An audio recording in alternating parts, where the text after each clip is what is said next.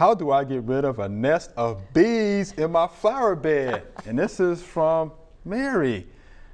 So guess what, Mary? We have somebody here who's a beekeeper.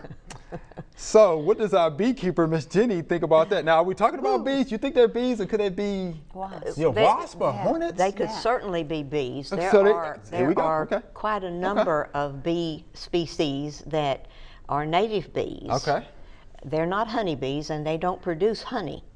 They collect nectar and feed their young with the nectar, but most of those nest in the ground. Okay. And if you've got an area that's dry, they're prone to find those areas, and that's where they're going to build their nest. There's numerous ways you can get rid of them. I'd be real cautious. They're probably not going to be aggressive until you start to try to get rid of them, and then they will sting you. The females will sting you. There's several things you can do. And one of the things that I really like is take some cinnamon and sprinkle it all around the area where their nest is. Okay. Do that at night when they're in the ground, and you can go out there and sprinkle it, and you're not going to be bothered by them. But that will drive them away, and you haven't killed the bees, because we need the bees for the pollination. And that way they will leave you alone and go somewhere else. Cinnamon. You can also water the area really well, and they're going to leave because they have to have a dry habitat.